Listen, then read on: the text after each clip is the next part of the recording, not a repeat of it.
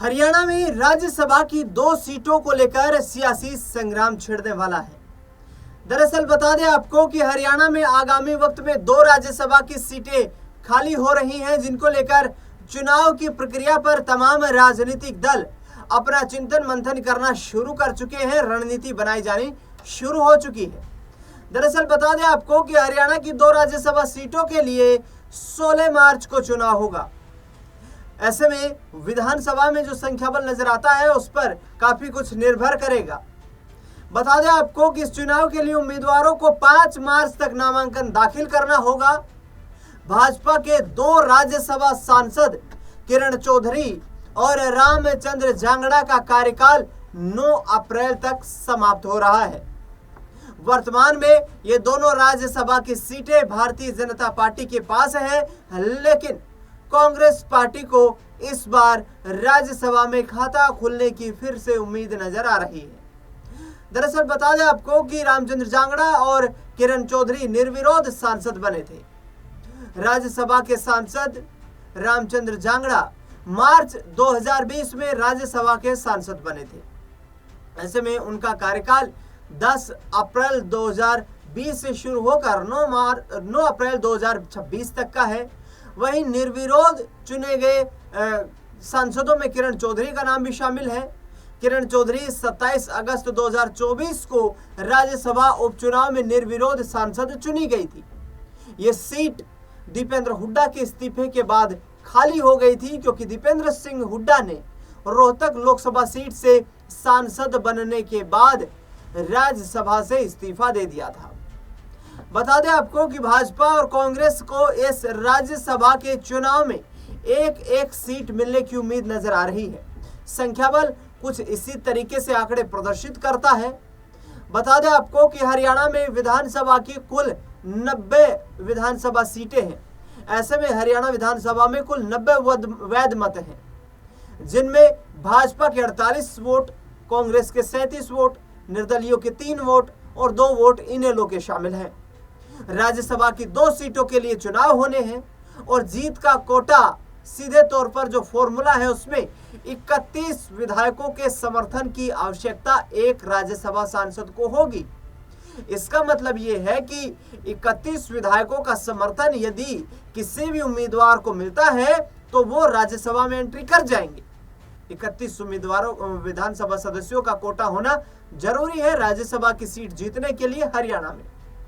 ऐसे में पहले राउंड में यदि भारतीय जनता पार्टी अपने 2 उम्मीदवार उतारती है और कांग्रेस पार्टी 1 उम्मीदवार उतारती है, तो भाजपा 1 उम्मीदवार को 31 वोट देकर जिता सकती है, जिसके बाद उनके पास 17 वोट अतिरिक्त बच जाएंगे।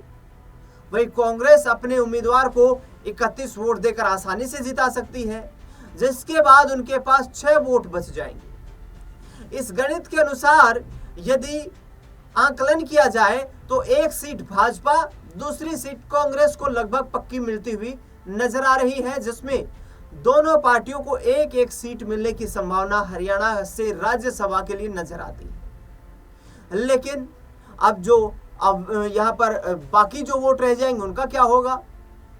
एक राज्यसभा सांसद बनाने के बाद भाजपा के पास 17 वोट, कांग्रेस के पास 6 वोट, 3 निर्दलियों के और 2 इनेलो के वोट शेष बचते हैं, जिनका कुल योग 28 हो जाता है, जो कि जीत के लिए आवश्यक 31 वोट के कोटे से 3 कम नजर आता है।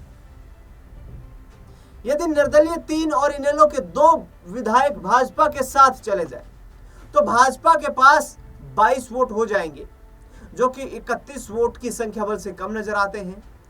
अगर कांग्रेस के 6 वोट भी हथिया लिए जाएं तो कुल 31 वोट हो जाएंगे। इसीलिए भाजपा को दूसरी सीट जीतने के लिए कम से कम 9 क्रॉस वोट चाहिए होंगे, जिससे उसके पास 17 + 30 + 2 + 9 यानी कि 31 वोट हो सके। अब इसका गुणागणित कैसे निकालेगी भाजपा, या कोशिश की जाएगी, नहीं की जाएगी, ये भी एक बड़ा सवाल है। दरअसल बता दें आपको कि हरियाणा की राजनीति को जानने वाले एक अधिवक्ता का कहना है कि एक उम्मीदवार उतारा गया तो वोटिंग की, क्रॉस वोटिंग की आवश्यकता ही नहीं होगी। संवैधानिक आधार पर सीधे तौर पर राज्यसभा के सांसद चुने जा सकेंगे।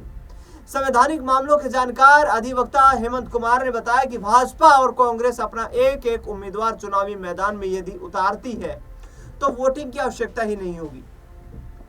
नाम वापसी के अंतिम दिन ही दोनों पार्टियों के उम्मीदवारों को निर्विरोध राज्यसभा के सांसद के तौर पर घोषणा कर दी जाएगी, उन्हें राज्यसभा भेजने की तैयारी हो जाएगी। हालांकि अगर भाजपा एक अन्य प्रत्याशी को मैदान में उतारती है, यानी कि बीजेपी 2 प्रत्याशियों को उतारती है, तो फिर वोटिंग करानी पड़ेगी। इसके लिए भाजपा को क्रॉस वोटिंग की आवश्यकता पड़ेगी, क्योंकि संख्या बल जुटाना है 31 का, और 31 का संख्या बल जुटाने के लिए क्रॉस वोटिंग के बिना भाजपा की तरफ से दूसरा राज्यसभा सांसद नहीं बनाया जा सकता है। दरअसल आपको बता दें कि कांग्रेस पार्टी किसे भेजेगी, भाजपा किसे भेजेगी, इस पर भी चिंतन मंथन चल रहा है।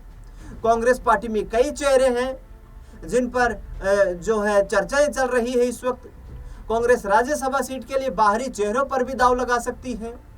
पार्टी सूत्रों की माने तो इस समय 3 केंद्रीय नेताओं का नाम इस वक्त राज्यसभा सीट के लिए चर्चा में चल रहा है। इनमें से सबसे पहले नंबर पर बेंगलुरु के रहने वाले बीके हरिप्रसाद का नाम शामिल है। बीके हरिप्रसाद हरियाणा के प्रभारी हैं, जिस कारण हरियाणा के सभी सीनियर नेताओं के साथ उनकी अच्छी खासी बनती है। बताया जाता है कि वो किसी भी गुटबाजी में शामिल नहीं है। ऐसे में उनके नाम पर हरियाणा में राज्यसभा के लिए नामित करना किसी को भी कोई आपत्ति नहीं हो सकती। इसके अलावा हरियाणा से बाहर के 2 और नेताओं का नाम यदि चर्चा में है तो उसमें जयराम रमेश और पवन खेड़ा के नाम पर भी चर्चा हो रही है। हरियाणा से 2 नामों के हाईकमान के पास भेजे जाने की भी लगातार चर्चा हो रही है, जिसमें पूर्व पार्टी के प्रदेश अध्यक्ष उदय भान और दूसरा नाम हरियाणा के अहिरवार क्षेत्र से पूर्व विधायक राव दान सिंह का भी है। यदि केंद्र से भेजे गए नाम पर कोई अड़चन आती है तो प्रदेश के फिर इन नेताओं पर विचार किया जा सकता है, जिसमें चौधरी उदय भान और राव दान सिंह का नाम शामिल है। अब राव दान सिंह अहिरवार क्षेत्र में प्रभावित नेता हैं। लोकसभा चुनाव लड़ चुके हैं 2024 का, और लोकसभा चुनाव 2024 में राव दान सिंह ने भारतीय जनता पार्टी के प्रत्याशी चौधरी धर्मवीर सिंह को भिवानी महेंद्रगढ़ लोकसभा सीट से कड़ी टक्कर दी थी। भाजपा में इस वक्त राज्यसभा की सीट को लेकर 7 नाम चर्चाओं में। कहा जा रहा है कि प्रदेश से ही भाजपा अपना दांव चलना चाहेगी, और इसकी वजह यह भी है कि एक सीट के लिए कई बड़े चेहरे जो हैं वो यहाँ पर कतार में खड़े हुए नजर आ रहे हैं। बता दें आपको कि अपनी कार्यशैली की वजह से मुख्यमंत्री नायब सिंह सैनी की हाईकमान में अहमियत बढ़ी है। ऐसे में चर्चा ये भी है कि राज्यसभा के उम्मीदवार का नाम सीएम नायब सिंह सैनी के पसंद का ही हो सकता है। वहीं अन्य बड़े चेहरे भी इस सीट के लिए दांव ठोकते हुए नजर आ रहे हैं। जिन बड़े चेहरों के नाम की चर्चा चल रही है उसमें कुलदीप बिश्नोई, कैप्टन अभिमन्यु, बीजेपी के प्रभारी सतीश पूनिया, पूर्व मंत्री डॉक्टर कमल गुप्ता का नाम शामिल है, और इसके साथ साथ पूर्व प्रदेश अध्यक्ष रहे, पूर्व कैबिनेट मंत्री रहे रामविलास शर्मा का भी अपने तौर पर प्रयास लगातार जारी है।